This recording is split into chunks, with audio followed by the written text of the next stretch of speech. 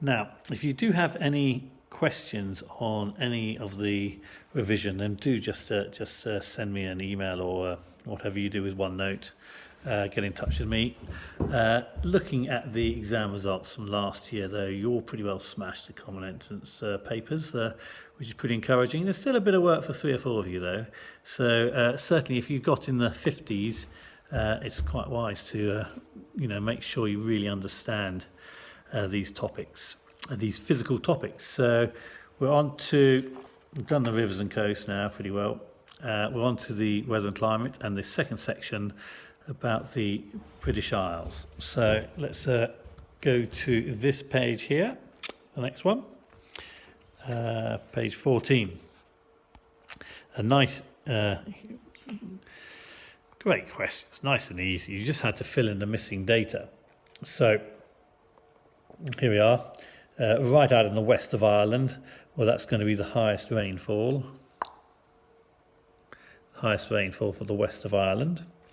Okay, up in Aberdeen, well, that's going to be cold and dry because it's over on the east of Britain. So it's a cold, very cold in winter.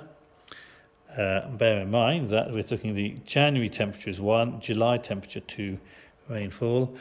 So Aberdeen's going to be very cold in winter. It's only 3 degrees. That's probably quite generous. And not that hot in summer either, 12. And quite a low rainfall because it's on the east. Cambridge, equally cold. It's a bit harsh, really. It's probably not quite as cold as Aberdeen in winter, but it's because it's on the east. Much warmer in the summer, and very low temperature because it's right in the southeast. Sorry, low rainfall because it's in the south and the east. Plymouth, much milder in winter. Now that's because of the Gulf Stream, the warm ocean current that comes in here. And all the west coast is milder in winter. Even up here in Scotland, where Miss Kerr, I don't know if you're at school with her, she lives up here now.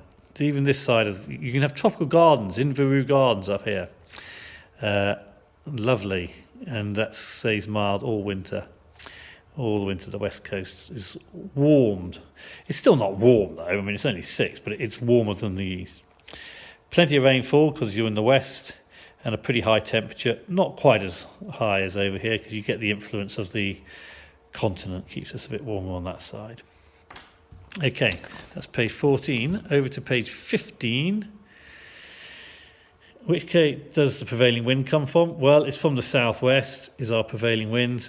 Although it's most weather comes from the west-southwest, and we rarely get it from the east and north. We've had a cold spell quite recently, and that's from the north, but generally from the west and southwest is the main direction. How does it influence the climate of the British Isles? Well, because it comes from the west, here we are. So to the west of the British Isles, we have the Atlantic Ocean, and therefore, as the air travels over that, it picks up the moisture and the temperature, and therefore, especially Ireland, it's very wet in Ireland, but the west of Britain tends to be fairly moist. Nice way of putting it. Moist, high moisture in the west, and it's mild in winter as the Gulf Stream, but it's also cool in summer. That's why we never have that warmer summer really, unless when we're very lucky. Pretty lucky at the moment though. There's lots of nice warm weather. That's because it's been coming from the south. We've been getting temperatures coming up from the south, much warmer. What are we on to now? Where do you expect to record the higher daytime temperature? And wait a minute.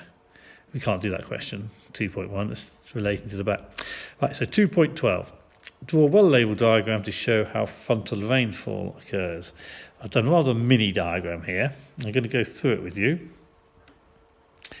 The warm air rises, cools, condenses, rains, RCCR. As the warm air meets the cool air, the warm air is forced to rise over the cool air. As it rises, it cools, condenses, and then rains. And that's the frontal rainfall diagram. Explain the difference between weather and climate. Weather is a daily condition of the air around us, and climate is the average weather over a long period of time. Climate graph. Oh, I love climate graphs. These are such fun. And answer the following questions below. The key thing is the line is the temperature and the bar is the rainfall. So we then have to answer these questions. Which month is the highest temperature? Well, July, I think, just sneaks it ahead of August. The lowest temperature is January. Highest rainfall, November just wins it. In this case, the range of temperature, I've done my calculations. So if you put your calculations, so it goes from 20 in July to 9 in January, therefore the range equals 11 degrees. Always worth putting your calculations in case you're not very good at maths. How do you expect the climate of the northwest of British Isles to differ from the climate shown on this graph, and why?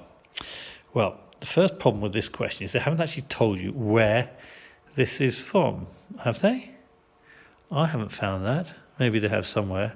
Anyway, so the first thing is this graph does not state where it's from. So assume London.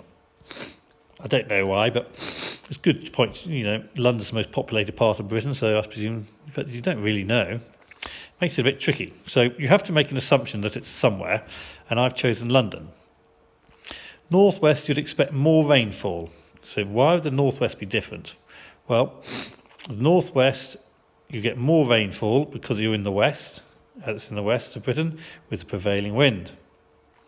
You'd expect lower temperatures as it's further from the equator. So higher latitudes tend to be cooler. However, the general pattern would be the same. In the fact that it's cooler in winter, and presumably London will be cooler in winter, and it rain all year round. So point out the differences, but also point out the similarities.